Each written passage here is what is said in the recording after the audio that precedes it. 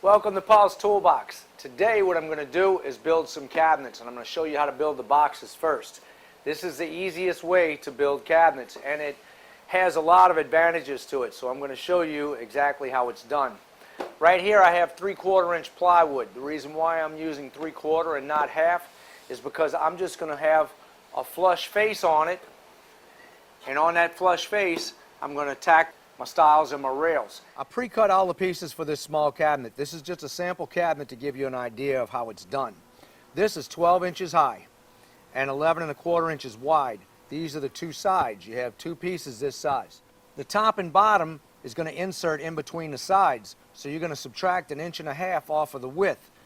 This would be 24 inches total, and if you take 3/4 inch on one side and 3/4 here, you'll come up to 1.5 inches. So you add that 1.5 inches to 22.5 and you'll have 24. As far as depth goes, you're going to go 10.5 inches deep because you're going to add 3/4 inch to the back, and that 3/4 inch plus the 10.5 is going to be 11 1/4. Then when you put your 3/4 inch face on there, you'll have a total depth of 12 inches. The back is going to be 22.5 inches by full height, 12 inches high. Just like the two sides, because when you box it in, you want that full height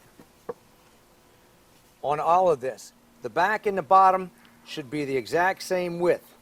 Okay, so when you put this together and you take your side and flip it up here, the height's all going to match. This is going to go on the inside. This is your top, and it fits perfectly in there. This right here is a total of 11 1/4 inches, and when I add the face onto it, that's 3/4 inch wide, you're going to have 12 inches. That's all there is to it.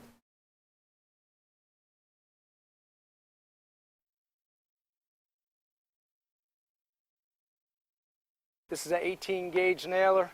Excellent gun for building cabinets, really for everything. I like tight bond.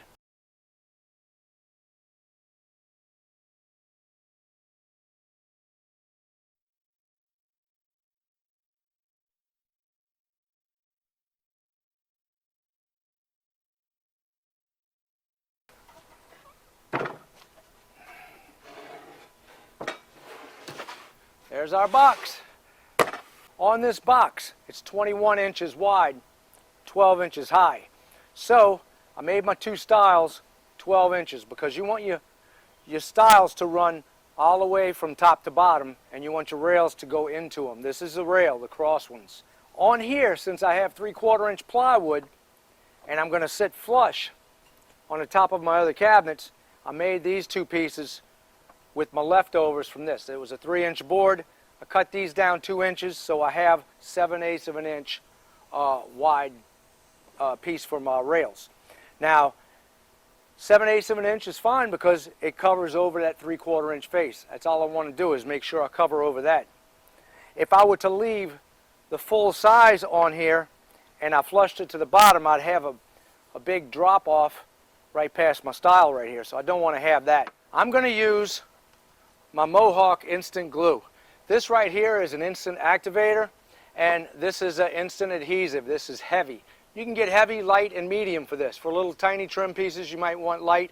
I use heavy for everything. It works great, and if I put this from bare wood to bare wood, it bonds instantly. You just shake this up, spray the activator on, you put this in, and that's it. Once you push the two pieces together, it locks solid. When you glue this together, make sure you have bare wood to bare wood. You don't want to have paint on one of the surfaces. I'm going to take the activator, shake it up real well, and spray it on the end. I can do it on all four sides. Normally it says to put your can about 11 inches away, but it's pretty windy out here, so I'm getting close. No big deal. Okay, on this piece, I'm going to put my glue. When you bond these together, it's instant. Or within a couple of seconds, it bonds. So make sure you have it just right when you place them together. Now, I will use tight bond to put this together. I will glue it here and then nail it. Right here, I'm going to take and lightly sand the back of this because, like I said, I want bare wood on bare wood. I don't want to try to glue a painted surface onto this. It won't stick very well. I'm using my variable speed orbital sander. This is made by Porter Cable, and I'm putting it on high speed with 120 grit sandpaper. It's a good idea to sand the edges of the box before you attach your face frame.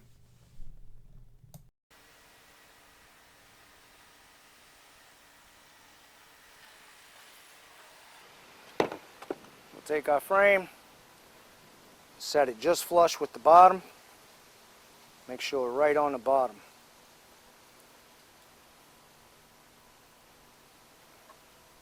We're right exactly on it. Okay. Now we just take this and pop her down.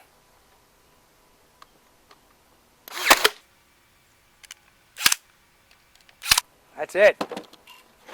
The cabinets that I'm putting in this kitchen are going to go on top of my existing cabinets. That's why I made the rail a little thinner. I made it 7/8 of an inch. Normally it would be 2 inches all the way around, and I'm going to show you how you would do it that way.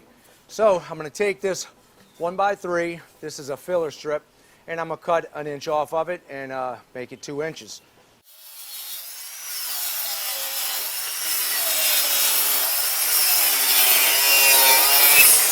I want to keep this as simple as possible. You can see this is your height of your cabinet. That's the side wall. That's the tallest piece is going to be your side because that covers the whole cabinet. So you'll take it, flush it up against the bottom here where they meet, and then mark it on the top. That way you know you'll have the exact height that you need. Our cabinet width is going to be 24 inches total. So you'll take 2 inches and 2 inches, that's 4 inches, and you subtract it from the 24 inches. Now we know the inside rails will be 20 inches.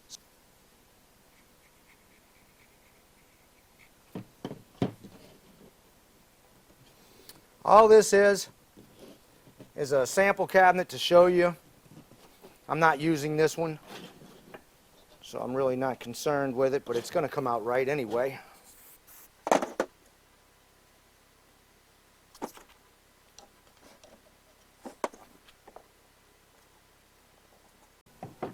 Pay attention to this because it's real important. Right here, you will want the top and bottom to be flush with the face when you open your cabinet. You don't want to have it way down here where you have a lip in here. You can drop it down 1/8 of an inch if you want, or even 1/4 of an inch, but I like to try to keep it flush if you can. Just make sure you don't go past that where this is sticking up and you can see the edge of the plywood. So we'll put it right here and we'll make a mark. And that way we know exactly where this board's going to sit. I'll get a measurement and cut a little strip to fit right here and take my top and set it right on the edge of here. Let me make sure this is clearing it and get it really tight. I'm using 1.25 inch nails on this.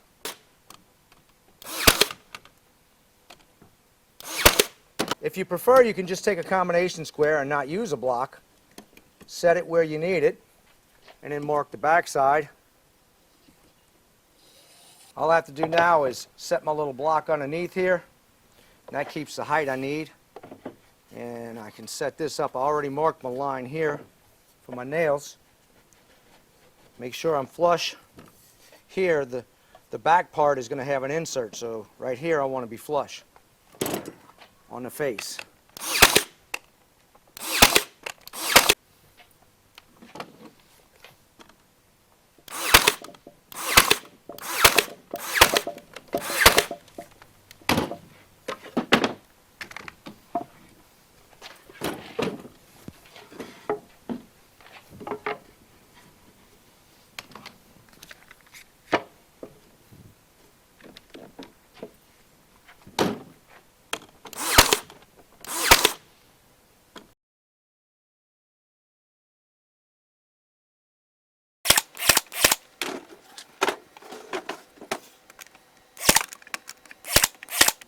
There you go. We set our face frame on here, and we'll tack it in place. Make sure that we're at least flush. We don't want to have that plywood sticking out, like I said earlier.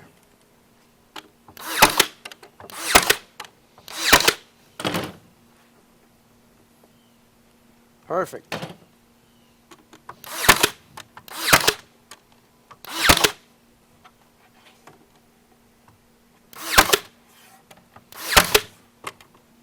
You can take and put corner blocks in here if you'd like, or some type of strip, cleat or anything like that. But I like to leave this open if I'm doing this as a main cabinet, because a lot of times I'll put lights under here, and you don't want that to be obstructed by the corner blocks. That's all she wrote. All my boxes are built. I'm just going to finish making my face frames.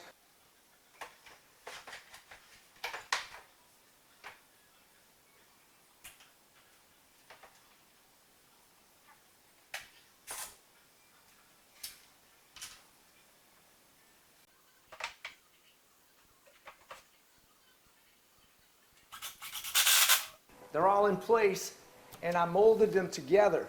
Right here, if you look on the inside of this cabinet, it all looks like one cabinet. On the other side, I put separate cabinets, and you'll see I molded them together, but I put glass doors on it. This side I wanted to use as my focal point. That's why I built this big cabinet right here to add the glass doors, and I have glass doors with lights in it all the way around. And when I built these cabinets, I clamped them, ran a couple of screws down here to get them really tight, and then I took Bondo and filled the seams. That way you get a nice, real smooth face on here, and then I put skins on the side, so this looks like one cabinet, one custom cabinet, rather than two different cabinets stacked. That's it for now. But before I go, I'd like to give special thanks to our military for serving us well and putting their lives on the line for us. And for the people who feel compelled to take a knee during the national anthem, I urge you to take a look at some of these guys and women who have sacrificed themselves for you to have that right.